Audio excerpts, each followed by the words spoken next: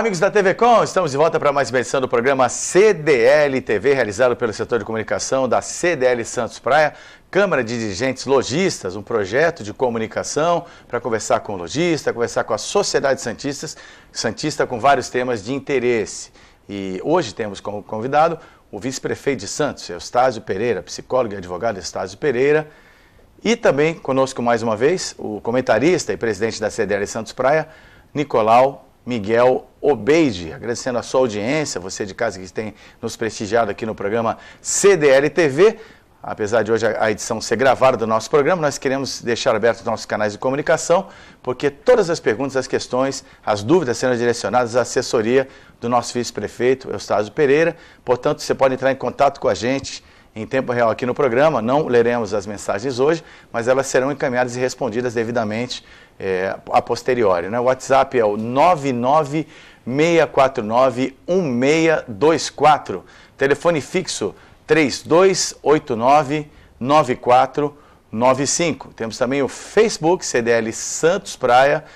Além disso, você também pode mandar uma mensagem por e-mail, pode sugerir pautas pelo tv@cdlsantospraia.com.br. Bom, estamos felizes de estar de volta aqui com o nosso programa, cumprimentando e agradecendo a presença do nosso vice-prefeito, Eustácio Pereira. Eustácio, seja bem-vindo ao nosso programa. Eu que agradeço, Zé, agradeço a participação, o convite, agradeço o Nicolau Obeide, que justamente é do CDL Santos Praia, né? Isso. É uma proposta muito interessante, que possamos manter essa comunicação com a comunidade. Nós estamos aqui à disposição e desde pronto agradecendo o convite. Ok, nós fizemos questão de trazer o vice-prefeito pela sua atuação muito assertiva, muito positiva em relação a uma demanda muito preocupante da nossa sociedade contemporânea, né, que é a questão das drogas, do combate às drogas, a prevenção, o tratamento. Nós vamos falar objetivamente disso ao longo do programa. Porém, antes, queria acionar o Nicolau Obeide num fim de semana de muita alegria, onde a CDL se mobilizou mais uma vez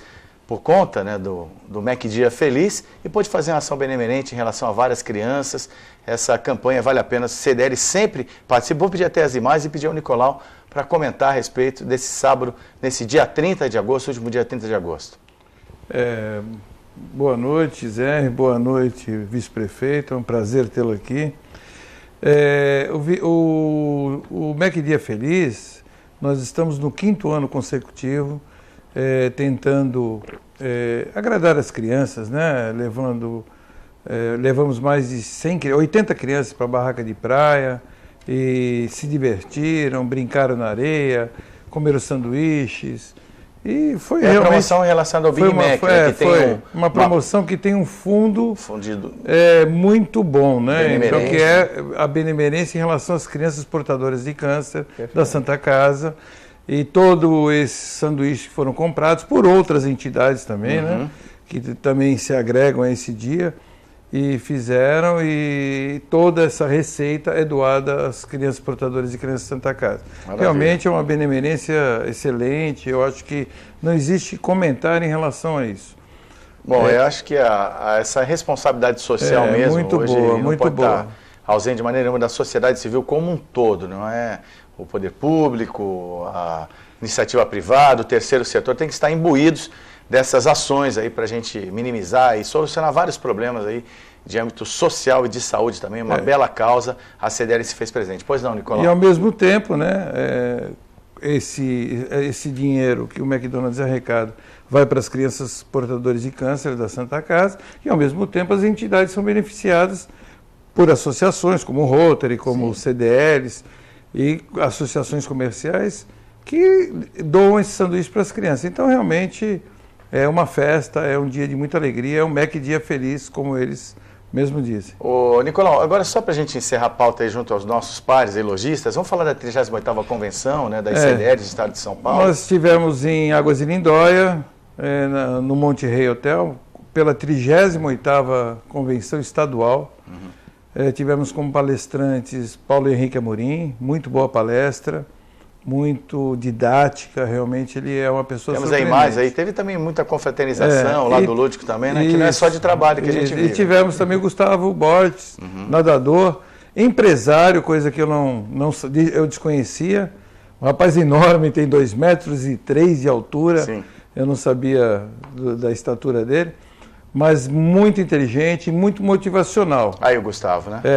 Muito motivacional a palestra dele, ele demonstrando realmente que a obstinação e a disciplina são os únicos, se a pessoa quer chegar a algum lugar, tem que ter disciplina e motivação. Um grande exemplo, né? Ele é um exemplo. Juventude saudável, exatamente. Muito bom realmente a palestra dele.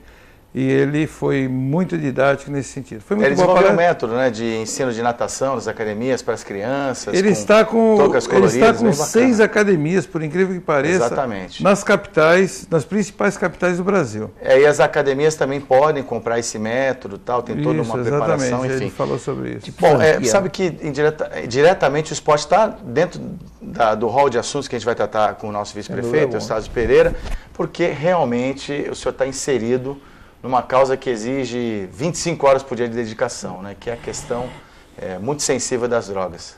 Há quanto tempo o senhor atua nessa área? Já por volta de 2 décadas, né? Nós temos aí o nosso Conselho sobre Drogas, que nós tivemos na criação, com o nosso grupo, justamente conclamando toda a sociedade a participar, já há 15 anos, né? Então nós temos aí 2 décadas, e agora nesse momento, na administração, o prefeito Paulo Alexandre Barbosa, logo num dos primeiros atos, cria o Comitê Gestor de Política sobre Drogas, justamente com uma visão intersetorial, visando não apenas a questão de tratamento, que é importante, tratamento, reinserção social, mas a parte de prevenção, a parte de segurança, a parte de assistente social, né?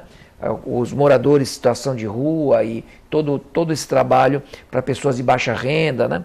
Então temos aí as secretarias de saúde, secretarias de assistência social, secretaria de defesa da cidadania, que seria da justiça, né?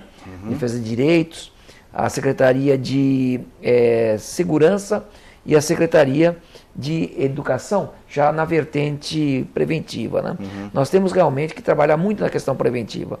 Nós temos hoje a ausência de programas de prevenção, então tem o START, a orientação do prefeito para que nós iniciemos um grande projeto de prevenção. Nós estamos preparando nas escolas, né? Isso, escolas e, sem dúvida, na escola de uma forma sistemática. Todas as escolas, nós temos, por exemplo, o ProERD, que é um trabalho interessante, mas que não atinge todas as escolas por questão de recursos humanos. Então nós temos que ter algo que atinja a família. A família é um fator protetivo. Se ela não exercer a função dela de uma forma com funcionalidade, ela passa a ser um fator de risco. Ela deixa as crianças em formação vulneráveis. Então nós temos que nós estamos ainda nos candidatando, e pode ser que nós venhamos a ser incluídos entre alguns municípios que vão receber investimentos da Embaixada Norte-Americana. A Embaixada Norte-Americana tem um trabalho que desenvolve projeto piloto, né? E nas cidades, em algumas cidades, de forma exitosa, ela vem agora para 2015 com 7 cidades, né? E Santos provavelmente será uma delas, que são as coalizões, justamente desenvolver nas escolas, mas na comunidade, uma mudança de atitude mental, né? Assim como aconteceu com o cinto de segurança, que hoje você entra no carro, você coloca, há 2 décadas atrás você não colocava. Então, as mudança comportamental, né? Mudança comportamental. Exatamente. Da família, né? Todo mundo tem que falar a mesma mensagem, a mesma linguagem. O pai, a mãe, o professor, o pastor, o líder espiritual, o padre, o policial, todos falando a mesma linguagem e sabendo. Hoje eu ainda vou fazer, geralmente, palestras e pergunto, mas o álcool é droga? O álcool na verdade, por que tem tanta propaganda? Eu repito a pergunta porque é uma pergunta mesmo. As pessoas ainda desconfiam disso. E é com o álcool que nasce a dependência química dentro de casa. E a inserção da criança no esporte, como acontecia em outras épocas, o fator, porque também é contra o álcool, né? O esporte. Quem pratica o esporte não combina. E principalmente naquela idade que é pré-adolescente ou adolescente, né? Sim, quanto antes você colocar idade de risco, né? protetivos. Eu digo que a cerveja não pode estar do lado do leite. Verdade. Porque isso está passando para a criança que tanto faz beber uma ou outra. Eustáquio, nós temos que ter todo esse cuidado, toda essa noção. Pela experiência que vocês têm com o seu grupo de trabalho, né, porque é um trabalho que não se faz só a duas mãos, é feito por várias mãos. Muitas mãos. Muito integrado. Se possível, com todas as mãos, para poder ter feito. Qual é considerada a idade em que a criança, em média, efetivamente cai na tentação do uso das drogas? É no meio da adolescência, né? E quando os pais descobrem... Na infância é mais raro, então? É mais raro, né?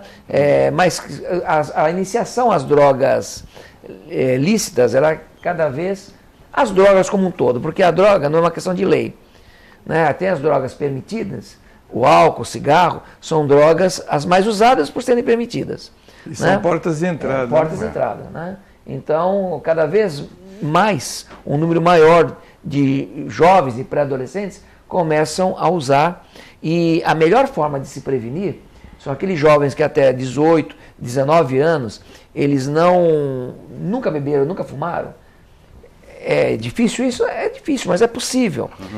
Os evangélicos são muito mais rigorosos nesse sentido. Então, essas crianças, e quando adolescentes, jovens, até 19 anos, pesquisas mundiais... Eles correm menos risco. Exatamente. E mesmo no Brasil, no Rio Grande do Sul, são 10% apenas caminha por algum tipo de prevenção. Então, em 10 jovens que chegarem até 19 anos sem beber, sem fumar, apenas um corre risco. Pelos estudos, 90% vai ter sua vida com mais equilíbrio, livre de qualquer tipo de compulsão.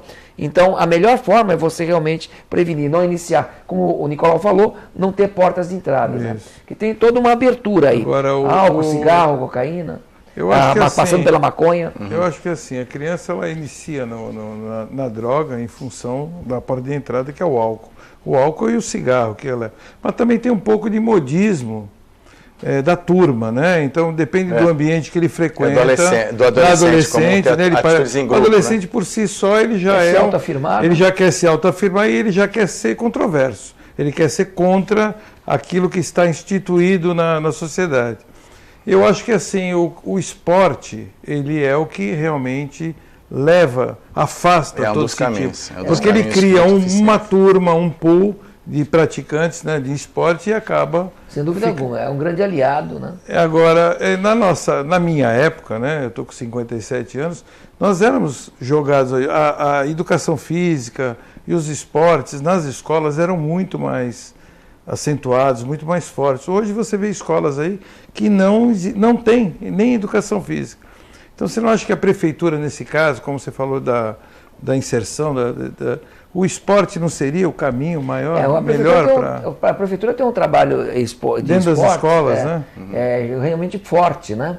Mas, sem dúvida, sempre cabe ser mais incrementado, né? E o esporte tem sido um aliado em todo o trabalho de prevenção. É que nós precisamos realmente ampliar, né?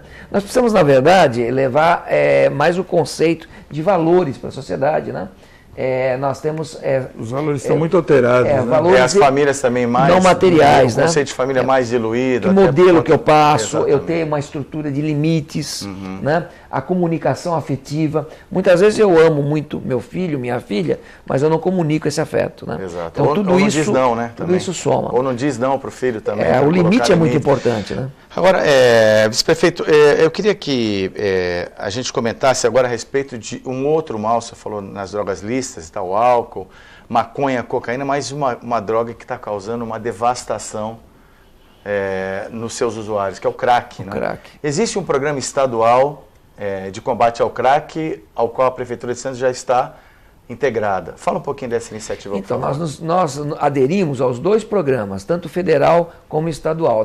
O federal, Crack é Possível Vencer, houve um investimento grande, aí está vindo gradativamente. O prefeito Paulo Alexandre sempre coloca que nós temos que levar os nossos projetos. Havendo projetos, os recursos são canalizados. E também a nível estadual, o programa Recomeço, que inclusive possibilita, numa das suas iniciativas, o valor de R$ 1.350 mês para as pessoas se tratarem. Isso repassa para as entidades. Nós selecionamos entidades com um trabalho assim de excelência e para pessoas de baixa renda. Então, imagens aí fortes, mas a gente faz questão de ilustrar, porque acredito que o estado que as pessoas chegam, claro, devidamente protegidas, né? Ali com a nossa tecnologia demais, enfim, mas são cenas muito fortes, muito tristes mesmo, a que ponto o ser humano pode chegar nesse sentido. Agora, nós vamos falar mais... Tem que haver tratamento, realmente, Exatamente. mas o grande investimento é na prevenção, para nós termos cada vez menos esse quadro, cenas como essa, nós possamos ter uma formação de jovens a partir da infância e adolescência mais saudável, né? Então nós temos a certeza de que possamos ter décadas futuras melhores, começando agora com todo esse trabalho. Alguma porcentagem em relação às recuperações do crack? Quantos de cada 100 ou cada 10? Existe alguma pesquisa em relação a isso? No geral, a recuperação da dependência química o que já está dependente, né? Isso. E aí ele parte para uma recuperação, aqueles que conseguem realmente... Os índices melhores que se conseguem na faixa de 30%. Né? É alto, né? Bastante até. Eu acho bem baixo, bem frustrante, porque 70% não consegue. Não consegue, né? Fica no caminho, doenças sexualmente transmissíveis, ou mesmo a questão uma morte mesmo, overdose, ligação com o tráfico, né? Agora, com o crack, isso alterou um pouco, né? Há um índice menor de recuperação. Mas o grau de dependência também mais elevado? Muito mais. Parece que quando a pessoa usa crack, rapidamente ela já entra no rol dos dependentes. Sim, né? é uma dependência mais imediata. É mais barata, né? E é muito vil, realmente. Ela é mais acessível, né? Essa questão tem que ser levada em conta. Agora, o grande problema de saúde pública, realmente, acaba sendo o álcool. Né? Porque o percentual de pessoas que chegam ao crack é bem menor. O álcool, 70% da população usa o álcool. Né? E às vezes não é nem o dependente do álcool, o alcoólatra, o antigo alcoólatra, o alcoolista, que é 10, 12% desse montante. Mas é aquele que faz um uso abusivo. Né? Porque para você beber e você causar um acidente, cair de uma escada, você não precisa ser alcoólatra. Basta você ser abusivo, um pouco, né? Ter esse uso nocivo, né? Que justamente até traz uma chance maior de recuperação, porque o dependente é mais difícil essa recuperação. Mas você tem que melhorar todo o equilíbrio emocional dessa pessoa, a estrutura emocional e espiritual, né? Porque a pessoa tem que ter o mínimo autoestima, desejo, né? De também se tratar, senão fica mais difícil também, né? Eu sei que ela está com o poder de julgamento afetado, mas conta muito também que ele entenda que ele está doente e ele precisa de tratamento. E o primeiro sintoma realmente é a negação. Né? Então a pessoa nega que ela bebo de vez em quando, mas dependente eu paro quando eu quiser. Não é assim? Que ela esteja perdendo o controle. E não admite, né? No sentido progressivo, cada vez ela vai perdendo mais o controle. E como a Secretaria de Segurança que está envolvida nesse trabalho do município, né, em entendimento dessas pessoas, qual é a atuação dela? Nós temos algumas imagens também aqui para a gente comentar em cima. A Secretaria de Segurança... nessa gestão interdisciplinar. É que a Secretaria de Segurança, até, por exemplo, nós falamos em nível estadual do PROERD, trabalha também, caminha milha extra, trabalha na prevenção. Mas o trabalho da segurança é o fim, né? Quando a coisa deteriora e vem a afetar a sociedade... Só para detalhar, nós temos as imagens aqui das câmeras de monitoramento aqui da prefeitura, da atuação da polícia. Ter que roubar para poder usar, né? Agora, a atuação da polícia também vem trabalhando no sentido preventivo, né? Para que possa se evitar.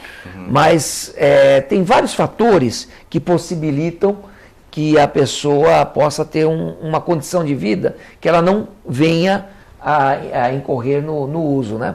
Então tem uma série de fatores, ela justamente ter as suas condições básicas, ela tem as condições preenchidas, né? Então fatores como habitação, a parte de oportunidades, de empregos. Então, agora, tudo isso você não acha acaba concorrendo. Por exemplo, que nessas imagens que nós vimos na praia, às vezes adolescentes, você não acha que está faltando muito a família também? A família, sem dúvida. Presente, né? Sem dúvida. Acho que a família presente, onde saber seu filho, onde ele está, o que ele está fazendo. Porque 13, 14 anos, às vezes o jovem está numa situação vulnerável, mas quantos jovens de 13, 14 anos que estão sob a proteção da sua família. Né? Então, seu filho está na madrugada e os pais assim estão... Pode estar até tranquilos, ou intranquilos, mas estão sem uma atuação, né? Estão omissos, né? Eu visitei agora recentemente, nos Estados Unidos, o estado de Utah, que é o estado dos Mormons. E lá as constituições são estaduais. No estado de Utah, a maioridade é com 21 anos, e a partir das 22 horas, não pode mais. Ninguém pode estar até 21 anos desacompanhado na rua.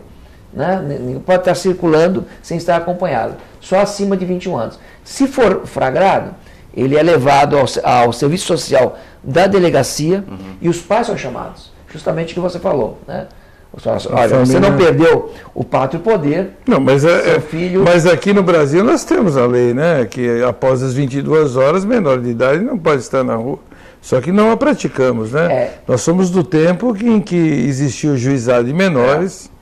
E eles passavam para a sua... Então, acho que também existe um problema aí de execução de leis, né? Porque eu acho que a lei existe. Mas veja o detalhe disso aí, né? A lei existe, mas quem é acionado é a família. O que você havia dito antes. Exatamente. Você chama a família, porque não há como você fiscalizar nesse nível. Eu acho que tem que haver uma participação da família, cada um cuidando dos seus, né?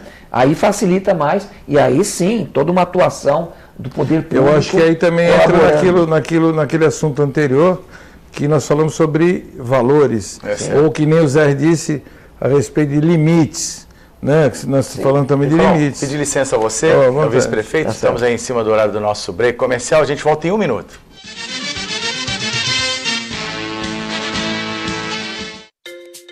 Eleições 2014. Dúvidas do eleitor. Qual a diferença do voto nulo para o voto em branco?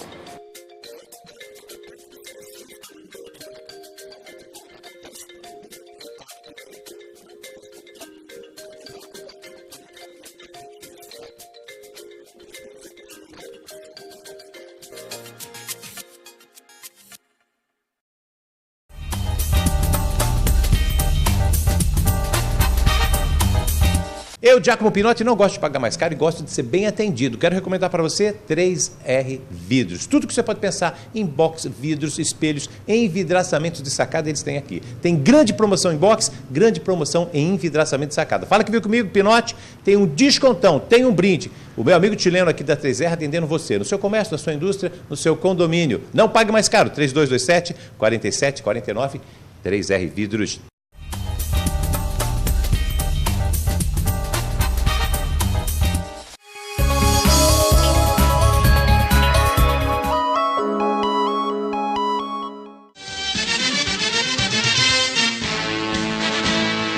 Muito bem, CDL TV de volta aqui na TV com o convidado, vice-prefeito Eustácio Pereira, e também junto comigo, o presidente da CDL Santos Praia, comentarista fixo do programa, Nicolau Miguel Obeide. Repito, reitero que é uma edição gravada, mas o vice-prefeito Eustácio Pereira se colocou à disposição para responder questionamentos, dúvidas, atender a demandas dos nossos telespectadores, não é? Você pode mandar um WhatsApp que será enviado a posteriori, 996491624, está na tela, 3289-9495, telefone fixo da nossa produção.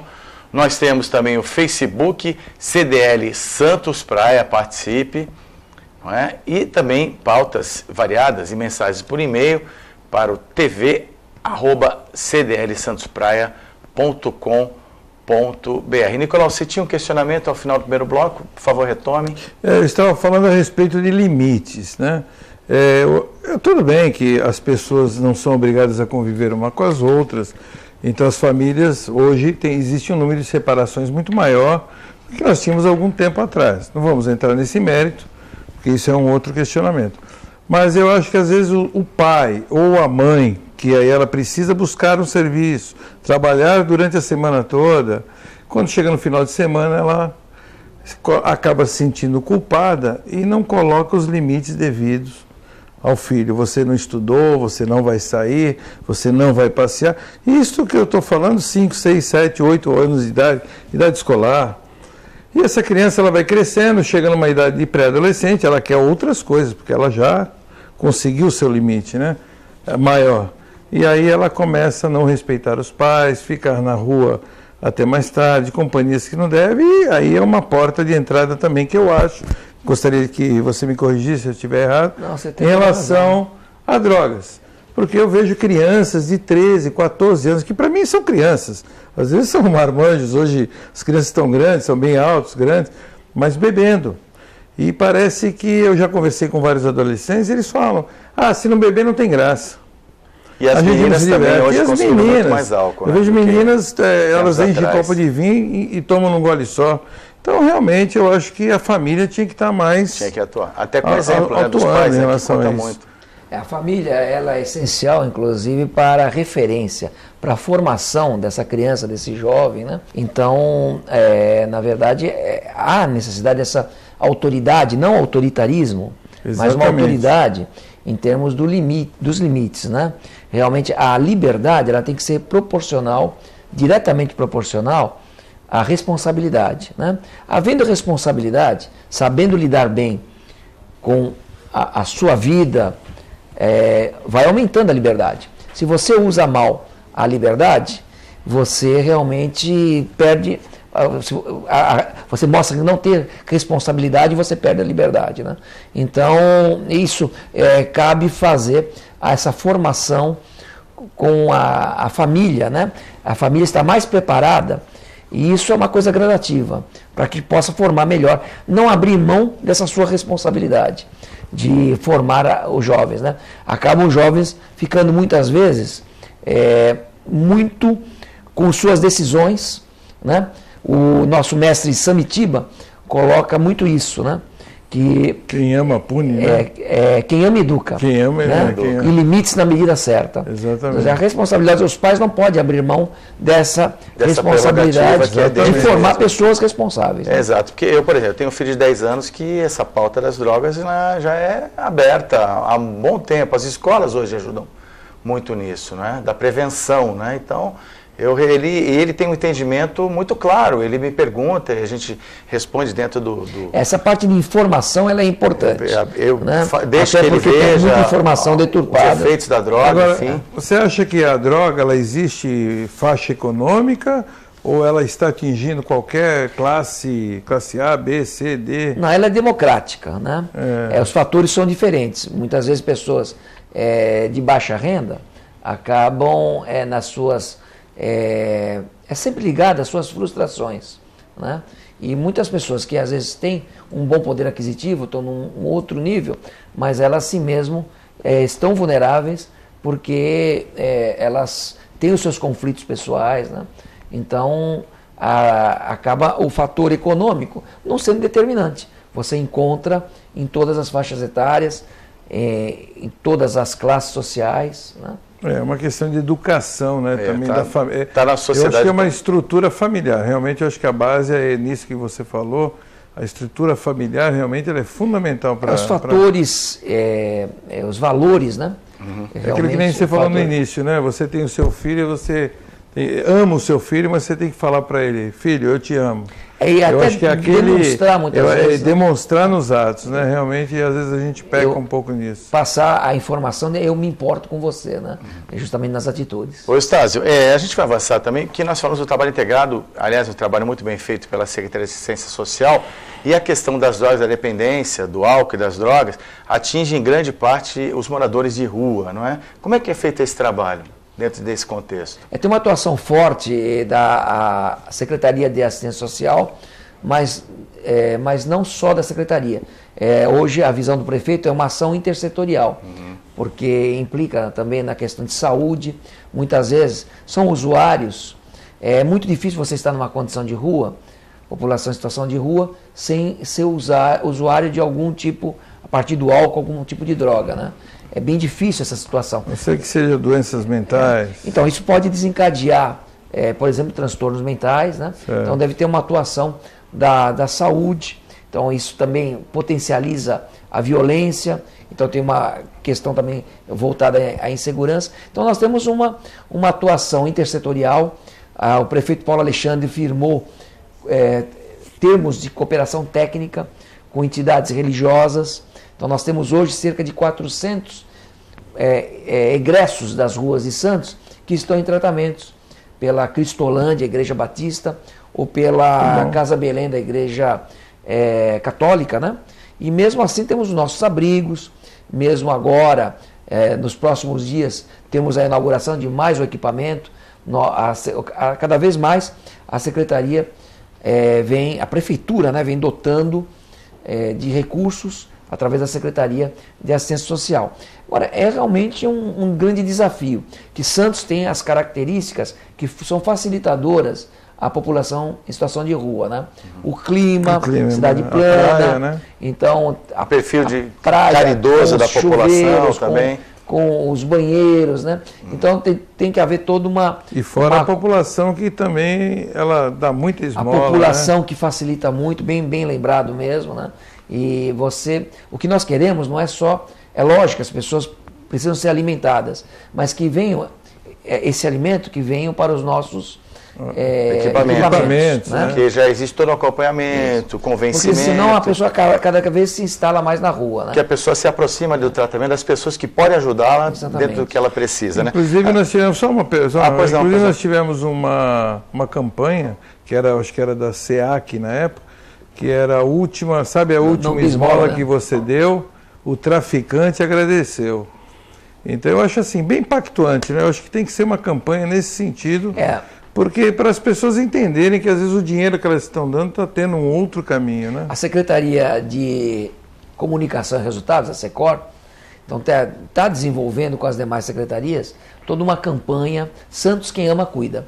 E chega um momento da campanha que é justamente mostrar que a esmola é tirar a criança da escola. Né? Esmola é escola. Porque muitas vezes a pessoa Santos é a cidade da caridade. Ela leva alimentos, ela dá esmola, porque ela acha que está ajudando. Mas isso não está ajudando.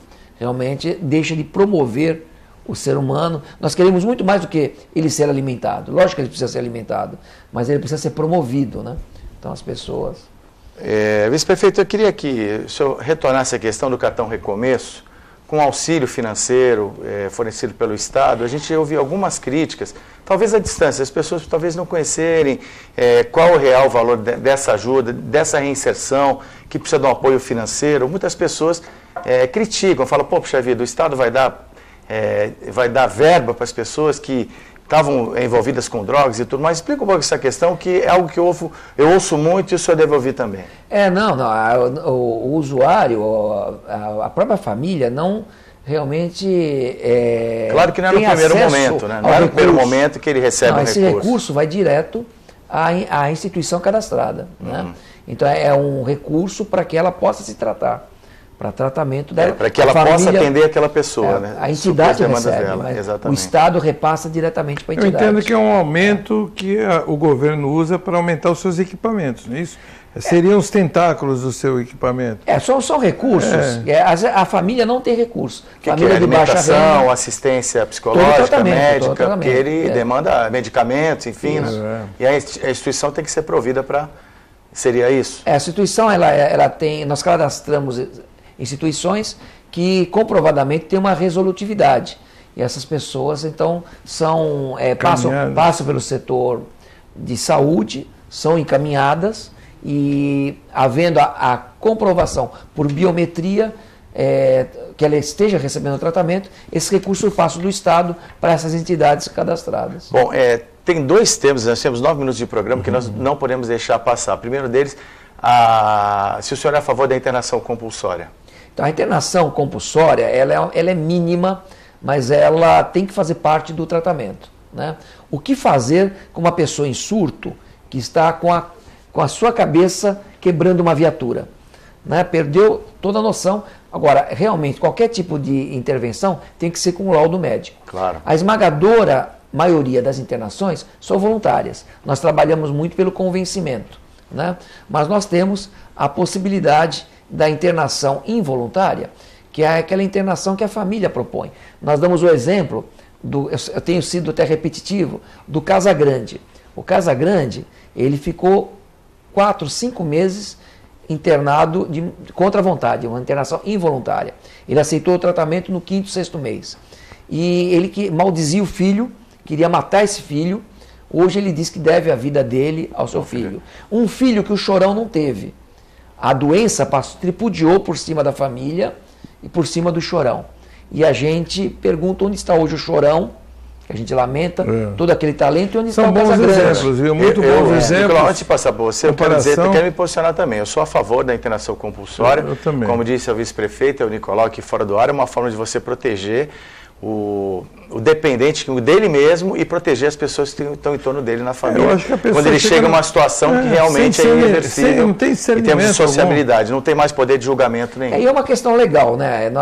A Lei 10.216, que surgiu a partir da reforma psiquiátrica, né? Então, ela deixa claro que, esgotados todas as condições extra-hospitalares, o indivíduo tem direito a um tratamento adequado, que é uma questão de diagnóstico. Eu acho que até é desumano, né? Desde que haja um laudo médico. Deixar uma pessoa que não tem discernimento algum, já está acabando com a sua vida, deixa essa pessoa uma preocupação muito jogada grande na rua, né? Com os moradores em situação de rua, que muitas vezes estão em surto, não tem mais a presença da família, o vínculo familiar foi rompido, está fragilizado, foi rompido. Em Santos nós temos 27% de moradores em situação de rua que são de Santos. 73% são de outras cidades, o que dificulta você tentar restabelecer esse vínculo. Então, na verdade, o poder público tem que intervir. A secretária Rosana esteve aqui, né, no nosso programa, e ela comentou da reinserção à família, que eles levam até a cidade de origem. Então, né, o trabalho é o que nós chamamos de um recâmbio qualificado, que essa pessoa tenha na sua cidade o mesmo tratamento, com bastante dignidade, respeitoso, que nós estamos dando em Santos. Agora, Estácio, por favor, conclua. Só dizendo que uma pessoa em surto na rua, né, ela não tem a presença da família, cabe ao Estado, realmente, como não tem a família, provocar isso através, um trabalho que nós estamos estruturando, que ela possa receber uma assistência de saúde e comprovado por diagnóstico, que é um caso de internação, que não há condições de tratamento ambulatório. É a justiça que decide, baseado em vários laudos de jeito especializado. Exatamente. Né? Aí a internação compulsória. E esta pessoa nem sempre é inofensiva, né? Às vezes ela é agressiva. Mas é isso que vem no diagnóstico. Ela pode trazer na rua eu falo uma pessoa ela, dessa como para outras. Como teve um caso aí de um sujeito que estava no Gonzaga, andando pelo Gonzaga, dando murro nas pessoas. Ela coloca em risco a sua própria vida e isso entra no diagnóstico, né? Ela precisa e a de terceiros ser cuidada, senão ela fica sem assistência que ela precisa de acordo com o diagnóstico dela. É uma pessoa doente que precisa de tratamento, seriamente doente que precisa de um tratamento. Outra questão importante que está muito em pauta, que é sobre a descriminalização do uso de drogas, principalmente popularmente divulgado como a legalização do uso da maconha. O que o senhor acha disso? Nós temos alguns exemplos agora no mundo, por exemplo, o Uruguai liberou a maconha, com a ideia de que vai diminuir a criminalidade. Nós vemos isso com muita cautela, estamos aguardando os efeitos, nós achamos que é justamente o contrário. Quando você libera uma droga, qual é a droga mais usada no Brasil, no mundo, na nossa região não é diferente? É o álcool, né? Porque é a droga livre, né? Portugal, quando liberou a maconha, aumentou o número de usuários. Só que Portugal é menor que a cidade de São Paulo, né? São 10 milhões de habitantes. Então, se estruturou em termos de serviço de saúde. Muito mais fácil o controle, né? O Uruguai mesmo. O Uruguai é do tamanho da região de Campinas. O Brasil tem mais de 6 mil municípios. É como se eu liberasse a maconha num município entre 6 mil municípios. Né? O Uruguai também. Quer dizer, não dá para comparar, né? Nós não temos estrutura de saúde, de serviços de saúde, para mais uma droga liberada, né? A que causa mais danos à sociedade, maior custo social, é, por exemplo, o álcool. Então, e nós temos todo um outro aspecto de que a maconha ela é banalizada, né? Nós não temos... Hoje a maconha é potencializada no seu princípio ativo e ela causa dependência, sim, ela desencadeia transtornos emocionais, ela é a droga que prejudica todo um desempenho, a pessoa perde justamente a seus reflexos, né? Então, abre para outras drogas sim, né? Então você não diminui a criminalidade na medida torna que... a pessoa indolente também. A droga da preguiça. Da preguiça, né? Ela né? é alucinógena, né? Então a pessoa produz muito menos, né? Porque os defensores dessa ideia dizem que é uma questão de segurança pública, né? Que aqui não é nem um juízo de valor, é algo recorrente que eu ouço que ajudaria a polícia no combate ao tráfico, porque a droga está legalizada, enfim, mas é uma questão muito delicada, não dá para você analisar assim de uma maneira tão simplista. O cigarro ele é lícito, né? O tabaco. E tem o cigarro contrabandeado no câmbio negro. Tem. Né? Então o fato de você legalizar, nós temos informações que no Uruguai já tem uma maconha mais barata do que aquela legalizada. Porque vai continuar. Claro. E você não legalizou todas as drogas, a cocaína ganha com isso.